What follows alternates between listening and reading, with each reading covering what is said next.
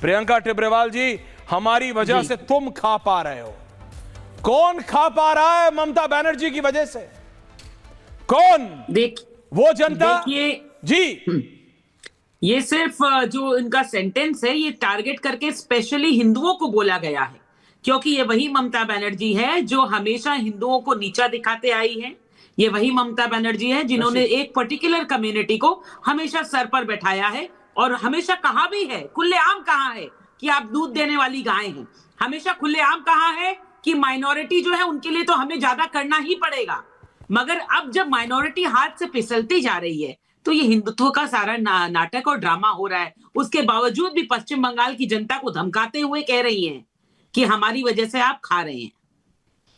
तो ये चाहती हैं कि हिंदू इतना डर जाए, इतना कमजोर हो जाए कि इनके डर के नीचे वो सहम कर जिए, जबकि आप ऐसा प्रियंका जी, एक तरफ वो डराने का काम कर रही हैं, दूसरी तरफ कह रही हैं वो होटल में क्यों छिपे हुए हैं, हमारी वजह से तुम खा पा रहे हो, और वहां दूसरी तरफ सोशल मीडिया पे मंदिर का वीडियो डाल रहे हैं और सिंक्रोनाइज कर रही हैं अखिलेश यादव के साथ।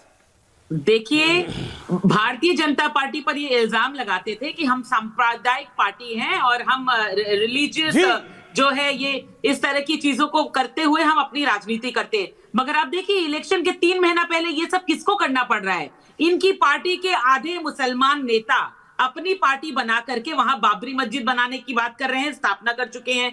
और ममता बनर्जी इस वक्त जो है वो कहती है मैं हिंदुओं के साथ हूं, मैं तो हिंदू का मंदिर बनाऊंगी, मैं फल महाकाल का मंदिर बनाऊंगी। जबकि सबसे बड़ी ये बात कि जहां कल दुर्गा जी का मंदिर बनने की बात थी, वो लैंड जो है मुसलमानों से अक्वायर किया गया था। ममता बनर्जी सरकार में है, उसके बावजूद उनकी हिम्मत नहीं हुई कि उसी जगह पर वो स्थापना करें, क्योंकि मुसलमानों ने सख्त मना कर दिया हमारे से ली हुई जमीन में आप मंदिर नहीं बना सकती। मंदिर का तो पता नहीं, बाबरी मस्जिद जरूर बन रही है वहां। आनंद दादा, बाबरी मस्जिद जरूर बन रही है। वो होटल में क्यों छिपे हुए हैं? और ये उस दिन हो रहा, आनंद दादा को लाइए ऑनर डायरेक्टर, कि वो होटल में क्यों छुपे हैं। जो एब्सोल्युटली प्रियंका, दीदी और दीदी कहने पर बिछड़ गई थी कि मुझे दीदी और दीदी क्यों कह दिया, और ये कह शकुनी जैसे, दुशासन जैसे, मैं आ रहा हूं, शकुनी दुशासन करती हैं। नहीं, मेरे को पता है। देखिए, हैं तो ममता बनर्जी ना, ममता बनर्जी को भी महाभारत रामायण सबका महत्व पता है। अब वो राजनीतिक रोटियां सेकने के लिए डेस्परेशन हो गया, ऐसा नहीं है। आनंद दादा, विपक्ष में आज की तारीख में, प्रेजेंट सिचुएशन में, अगर बीजेपी के लिए, या अगर मैं कहूं अमित शाह के लिए, द मोस्ट स्ट्रैटेजी, जो पूरा जो स्ट्रैटेजी बीजेपी की बनाते हैं, जैसे एक समय में नॉर्थ ईस्ट में हेमंत बिश्व शर्मा सबसे बड़ा मुसीबत था बीजेपी के लिए कि इनको टेक ओवर कैसे करें, इनको कंट्रोल कैसे करें, इनको कैसे अपने फोल्ड में लाएं। वैसे अगर कंप्लीट ऑपोजिशन की बात की जाए, कंप्लीट पॉलिटिक्स, प्योर पॉलिटिक्स 100%, तो ममता बनर्जी से फॉर्मिडेबल फोर्स अभी ऑपोजिशन में नहीं है। पूरे विपक्ष में कौन है? राहुल गांधी, जो बिहार के इलेक्शन से पहले कॉफी बनाने कोलंबिया जाते हैं, अखिलेश यादव, जो हर 15 दिन में 4 दिन लंदन रहते हैं, एक 24/7 उनकी अपनी इश्यूज हो रहे हैं। मेरे को बताया जा रहा है, सोर्सेज है, कंफर्म नहीं, कि पार्टी के अंदर, परिवार के अंदर ममता बनर्जी का भी कुछ इशू हो रहा है। दैट्स देखेंगे क्या होता है। लेकिन ममता बनर्जी एक ऐसी नेत्री है जो कि जनता की नेत्री है, नीचे से उठ के आई है, उनको भी सारे साम दाम दंड भेद सब पता है। ऐसे ही नहीं कोई कांग्रेस से अलग होकर अपनी पार्टी बना लेता है और इतनी बड़ी कर लेता है उस पार्टी को, कि बीजेपी के लिए, जो हर प्रदेश में बीजेपी बहुत आसानी से जीत जाती है, उस प्रदेश में कितनी दिक्कत हो रही है बीजेपी को। पर यह क्या तरीका है? वो हमारी वजह से खा पा रहे हैं। इतना मुस्लिम तुष्टीकरण, इतना ज्यादा। आनंद दादा,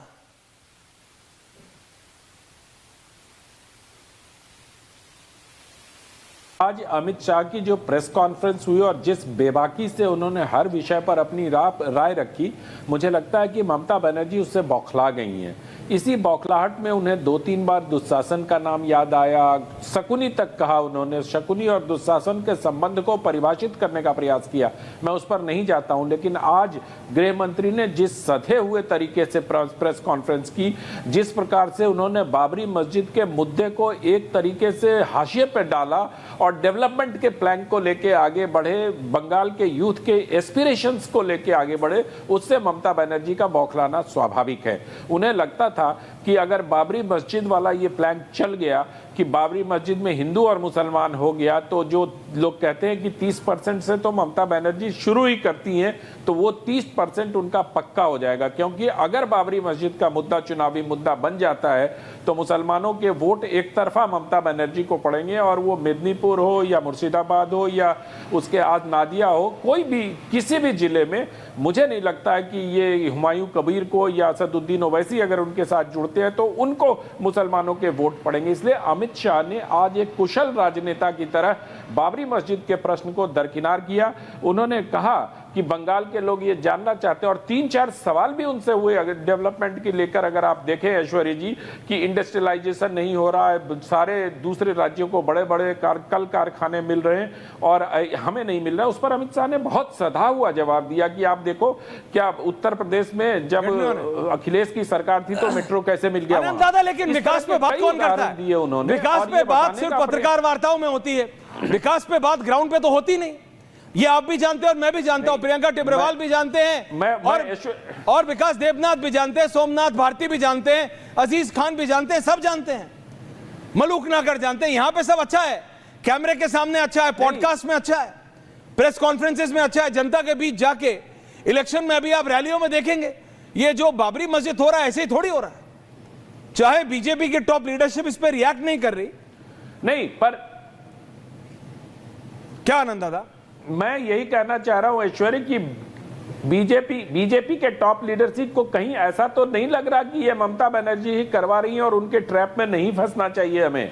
क्योंकि जो बाबरी मस्जिद हुमायूं कबीर बनवा रहे हैं उनका टीएमसी से पुराना नाता रहा है, और जब समय मिलता है ममता बनर्जी उसको 6 साल के लिए सस्पेंड करती हैं, और जैसे ही 6 साल पूरा होता है फिर अपनी पार्टी में 6 साल का suspension is not the issue हो जाते हैं। इशू इज हुमायूं कबीर ने प्रियंका टिब्रेवाल जी, रशीदी जी खुलेआम बोला है कि मेरे को पश्चिम बंगाल की पुलिस का समर्थन है। ऑन कैमरा बोला है अगले ने, लाखों लाखों लोग इकट्ठे हो रहे हैं। तो मेरे को नहीं लगता कि इसमें कोई डाउट है कि ममता बनर्जी का सपोर्ट नहीं है उनको। नहीं, ये डाउट कई बार क्रिएट इकोसिस्टम द्वारा किया जा रहा है, और बहुत सारे लोग ये कह रहे हैं कि बीजेपी इकोसिस्टम ने तो तेजस्वी यादव को मुख्यमंत्री बना दिया था। आनंद दादा, आप भी जानते हैं, पटना का मौर्य, तो और यहाँ का वो कौन सा क्लब है इंडिया, कौन सा वो इंटरनेशनल, ये सब बैठ के यही करते हैं सब, और क्या है। From Patna's Maurya to Delhi's Lutyens. उन्होंने तो तेजस्वी ऐसे ही वो कह रहे हैं कि बीजेपी फिर हारेगी। देखिए, माहौल तो यहां तक बना देते हैं सोशल मीडिया पे प्रियंका जी, रशीदी जी, कि भाई बंगाल हारेंगे, क्योंकि बंगाल हारेंगे तभी तो इलेक्शन कमीशन की विश्वसनीयता बढ़ेगी। ये तक बोल दिया है, अब कुछ बचा नहीं है बोलने के लिए कि बीजेपी अपने आप जानबूझ के हारेगी। लेकिन that is another discussion for another day. लेकिन ऐश्वर्य जी, एक बात मैं बता दूं, 10 सेकंड ओके, बोलिए क्या? 10 सेकंड मुझे दीजिए, बस मैं अपनी बात ये कह रहा हूं कि इस बार जिस प्रकार से पश्चिम बंगाल के हिंदुओं के भीतर एक चर्निंग आरंभ हो गई, जिस प्रकार से भद्र लोग ये सोचने को मजबूर हो गया है कि अगर मुसलमानों को इसी तरह वरीयता देती जाती रही तो क्या बंगाल में बांग्लादेश जैसे हालात हो सकते हैं। रशीदी जी, गहरे चला गया, और हर देवनाथ दादा आ रहा हूं, दो रशीदी जी, गेट सोमनाथ भारती। मुझे लगता है कि ये चुनाव का बड़ा मुद्दा। रशीदी जी, क्या इस देश का मुसलमान सिर्फ एंटी हिंदू सेंटिमेंट पे वोट देता है? मुझे नहीं लगता, मेरे को पर्सनली नहीं लगता कि एंटी हिंदू सेंटिमेंट पे वोट देता है। कुछ सेगमेंट हो सकता है, हर सोसाइटी में होता है रशीदी जी, हर सोसाइटी में होता है। उसके ऊपर खेल के कोई पॉलिटिकल पार्टी मुझे नहीं लगता जीत वोट देता है सर।